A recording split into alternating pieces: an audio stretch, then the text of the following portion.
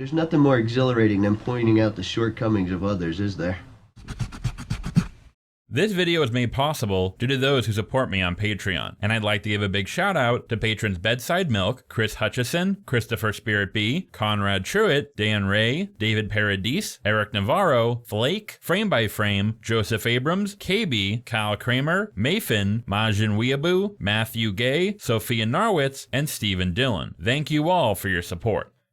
So this is a follow-up to my previous video, which went over how The Leftovers subverts what is known as the mystery box. In said video, I discussed the show's ambiguous series finale, and how I actually believe it's really not all that ambiguous. Those of you familiar with the show obviously know what I am talking about, but for those of you who are not, let me catch you up to speed. The Leftovers tells the story of those left to grapple with the inexplicable disappearance of 2% of the world's population, an event dubbed the sudden departure. Throughout the series, the character of Nora Durst, who lost her husband and 2 children in the sudden departure, resents those around her who are seemingly able to accept and move on from their loss, while she is racked with guilt and shame. In the final season of the show, Nora is approached by a group of physicists who state they have discovered a way to transport people to wherever the departed are. Though initially skeptical, Nora eventually agrees to the procedure in order to reunite with her family. But just as the procedure is about to commence, we smash cut to several years later, where we find a much older Nora living in exile in the Australian outback. Ex-lover Kevin Garvey is able to track her down and questions where she has been all these years. Nora then tells Kevin she did in fact undergo the transportation and arrived in an identical world in which the 98% disappeared and the 2% who departed from their world are alive and well. She then states she found her family, but upon seeing them happy together, decided she didn't belong in this world, tracked down the scientist who invented the machine, and had him send her back, after which she escaped into exile. So, of course, the question is posed. Is Nora telling the truth? Did she travel to this alternate world, or did she call off the procedure at the last second? Now, in my previous video, I explained how it really doesn't matter. Either way, Nora has made peace with losing her family, thus concluding her series arc. However, I would argue that not only is Nora lying, but the writers heavily imply so via hints sprinkled throughout the finale and a particular scene featured earlier in the season. To begin my argument as to why I believe this, let's break down Nora's tale. Obviously this is going to be a tad nitpicky, but just bear with me for the time being. Nora states she woke up in the parking lot where she was sent from. She came across a house where a man and woman lived and learned that 7 years previous, this world had their own sudden departure, but one in which 98% of the population disappeared. She says she was able to make it from Australia to New York and found her husband and children living in the same house they disappeared from, and upon seeing they had each other and were happy and safe, decided she did not belong in this world and sought to return to hers. So right about now, I could be super nitpicky and question the logistics of Nora making it from Australia to New York, or the odds of her family still living in the same house they disappeared from, but I think all of that is reasonably possible. It may have taken a fucking long ass time and seems more than a bit improbable, but I'll be charitable when it comes to this. But then we come to Nora's explanation as to how she returned. She states that she was able to find Dr. Von Hagen, the man who invented the machine who sent her there, and the first one to travel to this alternate world. She asked him to make the machine again and send her back, which he did. And here is where her entire story collapses. While it is true that Dr. Von Hagen was sent through, so presumably he would be in this alternate world, the question is how in the Sam Hill fuck was Nora able to find him? I don't just mean in the sense of her tracking him down at all. Like what did she look him up on Google? Something tells me keeping the servers up may not be the biggest priority for the people in this world. But regardless, it's probable that Von Hagen isn't going by his name, or he must be in some sort of hiding, no? Granted, it's unlikely anyone would know this dude by his face or name, but the point I am making is that there is no way Von Hagen could have told anyone he was from the alternate world, because if he did, that would surely lead to people wanting to be sent there, right? Then there is the question question as to why Von Hagen would even agree to help her. But even if he did, how the fuck would he be able to recreate the machine? Like, yeah, sure, he knows how to make it, but how the dick would this one dude be able to acquire the materials to do so? Particularly the irradiated metals the process requires to be liquefied. And when the physicist said that Von Hagen invented the machine, I doubt they meant he built the entire thing himself, right? Like what, does he also just happen to be a master welder? Also, this begs the question as to what the fuck has Von Hagen been doing for the last however many years he has been in this alternate world. Nora states that he built a machine for her, thus presumably he didn't have one already built. But wouldn't you think the first thing he would have done upon arriving is to build another machine, send himself back and let everyone know, hey, this shit works, we're not actually incinerating ourselves. Also, wouldn't this allow the scientists to not have to keep running around to keep the authorities off their back? Wouldn't it allow them to prove their method works and expand their project? Also, come to think of it, what the hell have all those who have already gone through been doing? I assume they did so to be with those they lost, but wouldn't the more who are sent through only increase the chance of people realizing that there is a way to travel between the two worlds? Or do they all just go into hiding? It's this chapter of her story in particular that raises a number of red flags as to its veracity. Logistics aside, then I would point to several bits of dialogue in the finale that I would argue are the writer's efforts to try and imply that Nora's story is in fact false. The exchange between Nora and the physicists in the opening scene.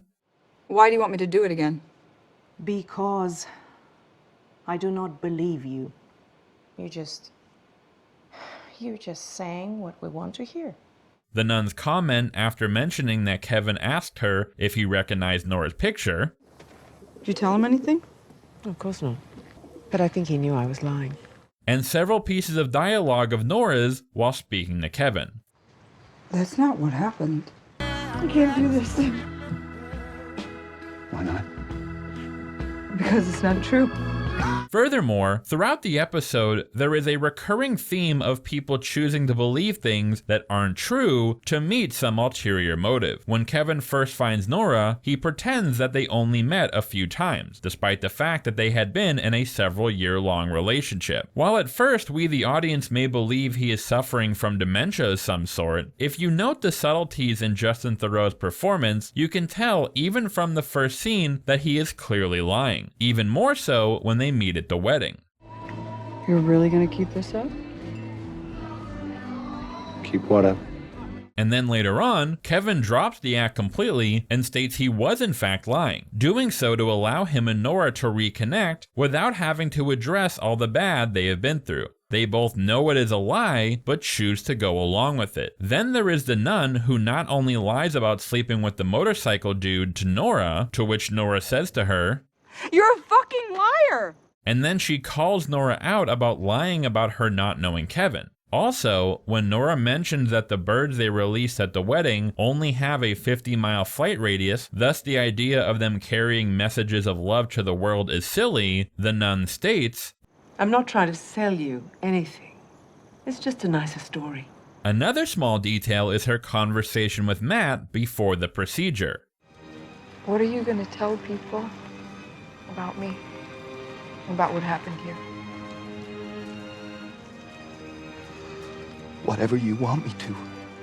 Which, at least to me, is setting up Nora not going through the procedure and asking Matt to not tell anyone that she went into exile. However, you could argue everything I have said up until now is complete conjecture, and doesn't really prove anything. Nora's story is technically possible, and the dialogue featured in the final episode doesn't conclusively prove she is lying. But there is one final piece of evidence I want to present. In the third episode of the final season, during his trek across the Australian outback to fend off the coming apocalyptic flood, or so Tony the Chicken says, Kevin Garvey Sr. happens upon a woman by the name of Grace, who tells him that on the day of the sudden departure, she returned home to find that her husband and all 5 of her children had disappeared. Grace believed it was the rapture and spent the next few years spreading the gospel portrayal of her god. But Grace's world was shattered when human remains were found not too far from her home. It turns out that while her husband departed, her children did not, and the children, fearing that both their parents were not coming home, set out across the outback to find help. When Grace returned home, she presumed that her children had departed and thus did not look for them. Tragically, all 5 of her children died from exposure. This revelation shook Grace to her core, eventually leading her to be desperate enough to drown a police chief, believing he would be able to help her contact her children in the land of the dead. What?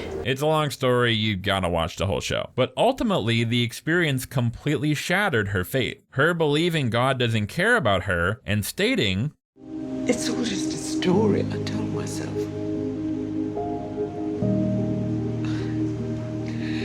It's just a stupid, silly story.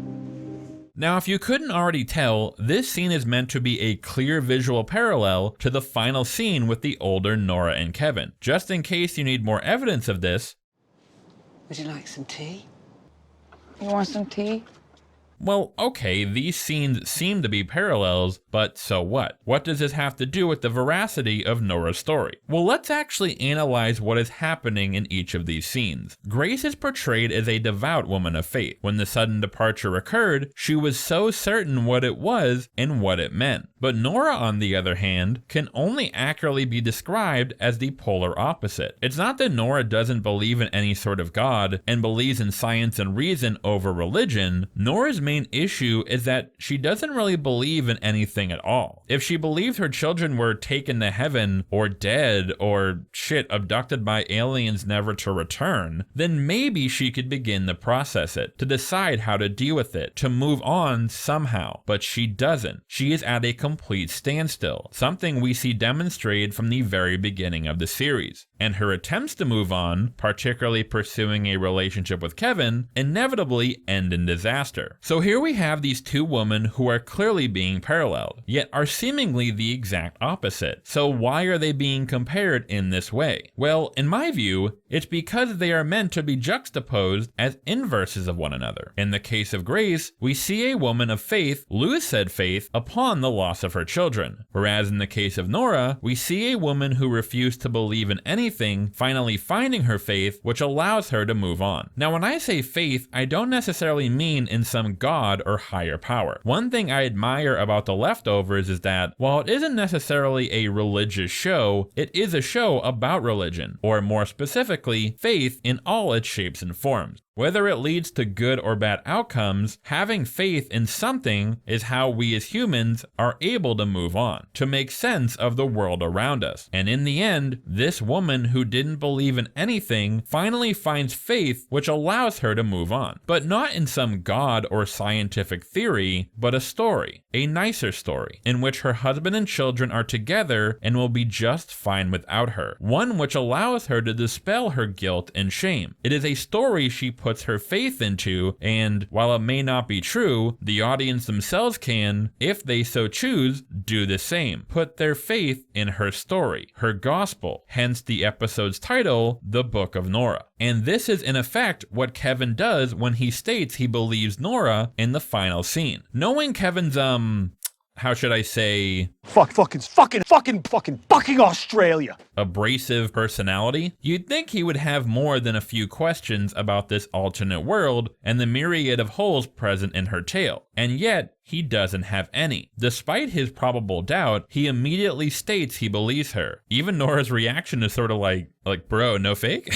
For me, I think Kevin sort of knows Nora's story isn't true. He even initially assumes she backed out of the procedure, but he simply goes along with it because he knows that this is what she needs to move on. In the end, they both put their faith in the proverbial Book of Nora, which allows them to finally rekindle their relationship. Now, some may ask, doesn't making the supposed ambiguous nature of Nora's tale, decidedly not ambiguous, ruin the entire thematic point of the series? Well, I would actually argue no. While I spoke of the ambiguity present throughout the series in my last video, I want to clarify that the fact that so many of the series' lingering questions are left unanswered really isn't the point of the series. Again, the mystery itself doesn't matter all that much. The only reason these questions are left ambiguous is because they are, in effect, inconsequential. Whether Holy Wayne's powers are real or fake doesn't make the comfort he gives to those who follow him any less real. Whether David Burton is in fact God doesn't make Matt Jamison's crisis of faith any less meaningful. The point I am making is that even though I would argue Nora's story is in fact a complete lie, it doesn't make her faith in said story any less tangible. Because as the show demonstrates beautifully and thoroughly, faith is a choice. The characters of the series choose to put their faith in something in order to both make sense of the world, but also, most importantly, to be able to make it through the day, to carry on. The reason I believe the ending acts as such a perfectly harmonious conclusion to the series is that we finally see Nora taking that leap, putting her faith in something which allows her to carry on. Furthermore, if Nora did in fact go to the alternate world and found her family,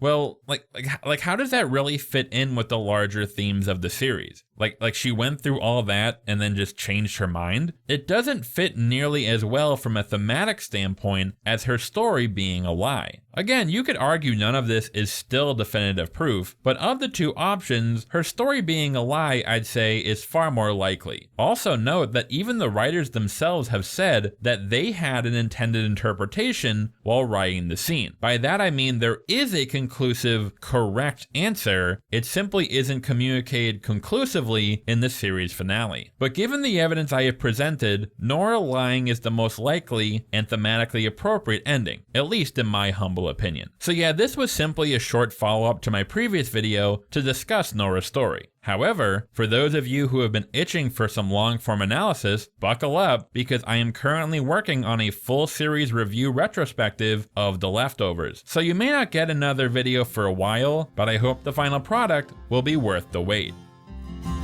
Everybody is wondering what and where they all came from. Everybody is worried about where they're gonna